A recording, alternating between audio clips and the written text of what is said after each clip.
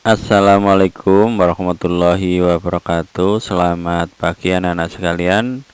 Kita bertemu lagi di hari Jumat tanggal 29 Januari 2021. Pada kali ini semoga anak-anak sehat semuanya. Dan sebelum pembelajaran kita mulai, saya harapkan anak-anak bisa berdoa dengan baik, menyiapkan alat-alat tulis yang dipersiapkan untuk mencatat apa yang nanti kamu catat.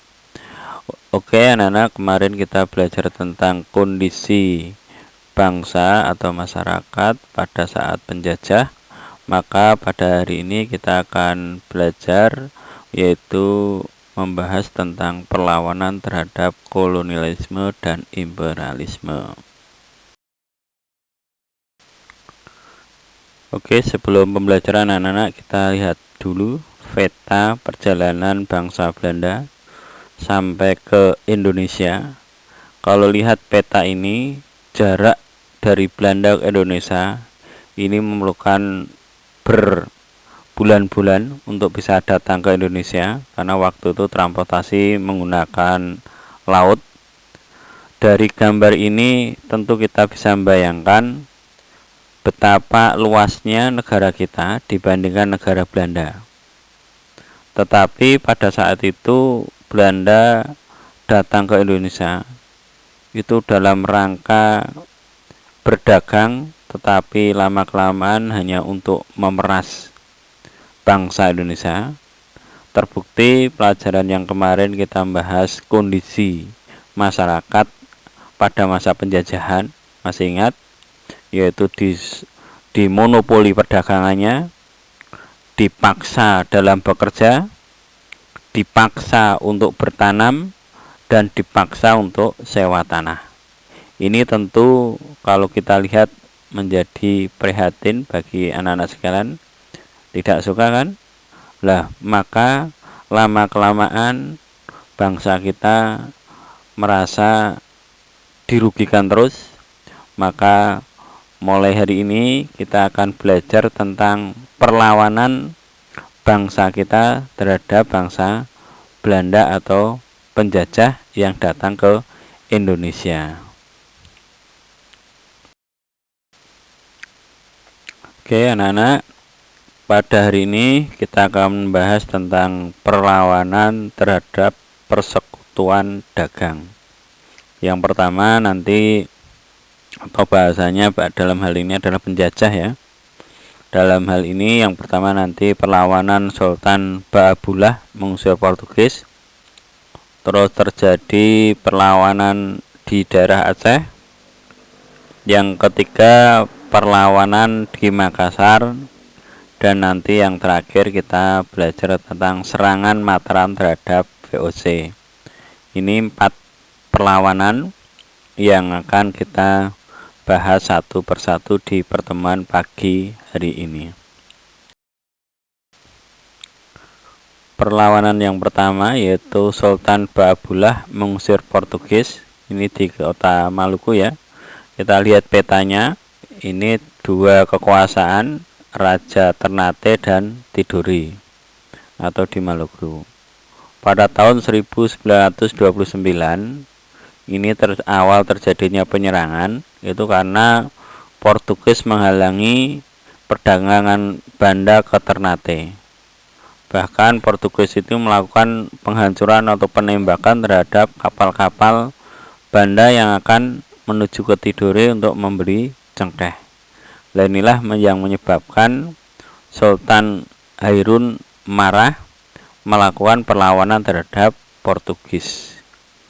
Tetapi pada saat itu kerajaan Tidore dan Ternate terjadi perselisihan, maka kesempatan ini diambil oleh Portugis untuk mengadu domba, yaitu agar terjadi penyerangan. Akhirnya Tidore dibantu oleh Portugis melakukan penyerangan terhadap Ternate, akhirnya mendapatkan kemenangan. Lambat laut rakyat Maluku merasa Portugis mengadu domba, maka Sultan Hairun menyatukan masyarakatnya untuk melakukan perlawanan terhadap Portugis. Lambat laut Portugis itu dapat terdesak oleh situasi dan kondisi pasukan Sultan Hairun. Maka itulah yang terjadi di Maluku. Karena terdesak terus, maka Portugis mengadakan perjanjian. Karena Sultan Hairun itu suka terhadap perjanjian, maka di tahun 1570 Portugis dan Sultan Ternate melakukan perjanjian di benteng São Paulo. Lah, pada saat perjanjian itulah Sultan Hairun tidak mencurigai apapun, tetapi ternyata Portugis licik. Dia menangkap Sultan Hairun dan membunuh pada saat itu. Inilah menjadi sebab juga masyarakat Maluku marah besar, sehingga pada tahun 1575 yang dipimpin oleh Sultan Baabullah, di mana ini adalah merupakan putra Sultan Hairun, melakukan penyerangan terhadap Portugis. Akhirnya mampu mengusir Portugis. Perlawanan yang kedua yaitu di perlawanan Aceh. Ini terjadi pada tahun 1607 sampai 1639. Ini dilakukan yaitu Sultan Iskandar Muda melakukan penyerangan kedudukan Portugis di Malaka. Ini yang saya kata di perlawanan Port Aceh. Yang ketiga yaitu perlawanan Sultan Hasanuddin. Sultan Hasanuddin ini sangat ditakuti di Belanda, yang terkenal dengan julukan ayam jantan dari timur. Saat terjadi perselisihan Raja Goa atau pada saat itu Raja Hasanuddin dan Raja Bone atau Arun Palaka, kesempatan ini diambil oleh VOC untuk mengadu domba agar terjadi perselisihan, sehingga VOC memanfaatkan Raja Bone untuk melakukan perlawanan terhadap Raja Goa yang pada saat itu dipimpin oleh Sultan Hasanuddin. Nah, sehingga pada tahun 1666 Raja Bone menang melawan Raja Goa, pada saat itu Sultan Hasanuddin. Dari peristiwa inilah maka pada tanggal 18 November 1667 terpaksa Sultan Hasanuddin menandatangani perjanjian Bongaya, di mana isi perjanjiannya: satu, Belanda memperoleh monopoli dagang rempah-rempah di Makassar. Yang kedua, Belanda mendirikan benteng pertahanan di Makassar. Yang ketiga, Makassar harus melepaskan daerah kekuasaannya berupa daerah di luar Makassar. Yang keempat, Arum Palaka diakui sebagai Raja Bone. Inilah anak-anak, ternyata bangsa-bangsa asing untuk meluncurkan atau untuk mendapatkan, dia selalu menggunakan sistem adu domba masyarakat atau adu domba sebuah kerajaan yang lain supaya melakukan penyerangan terhadap raja-raja yang menghalangi bangsa Belanda melancarkan usahanya di Indonesia pada saat itu.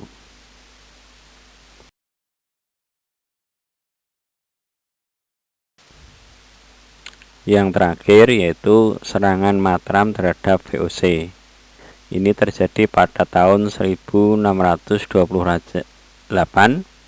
Raja Mataram yang saat itu adalah Sultan Agung itu melakukan penyerangan VOC di Batavia, karena pada saat itu Sultan Agung atau Kerajaan Mataram itu sudah punya pasukan yang sangat luar biasa dan sudah punya armada kapal yang mampu mengangkut 800 prajurit, tetapi lagi-lagi masih mengalami kegagalan karena banyaknya faktor senjata kerajaan dengan Belanda masih jauh, ya faktor kemampuan dan strategisnya masih berkurang. Tetapi dari pelajaran ini bahwa masyarakat sudah mulai melakukan perlawanan-perlawanan terhadap negara asing yang saat itu mencoba memeras bangsa kita.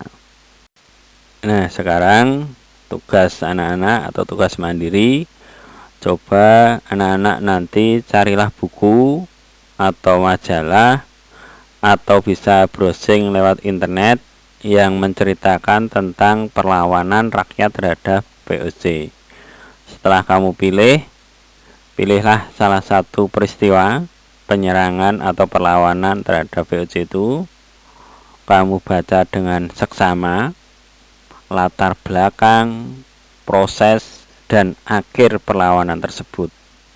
Setelah itu buatlah rangkuman yang kamu tulis dalam kertas minimal 1 halaman, dan nanti dikumpulkan secara kelompok ke sekolahan. Tugas mandiri ini saya kasih waktu 1 minggu dari sekarang, atau maksimal kamu mengumpulkan di hari Jumat berikutnya. Tetapi kalau sudah selesai langsung bisa dikumpulkan ke sekolahan di mejanya Pak Pur supaya nanti tidak bertumpuk-tumpuk. Demikian anak-anak pembelajaran online di pagi hari ini. Semoga anak-anak selalu sehat selalu dan selamat beraktivitas. Nanti kita lanjutkan di pertemuan yang akan datang. Sekian, assalamualaikum warahmatullahi wabarakatuh.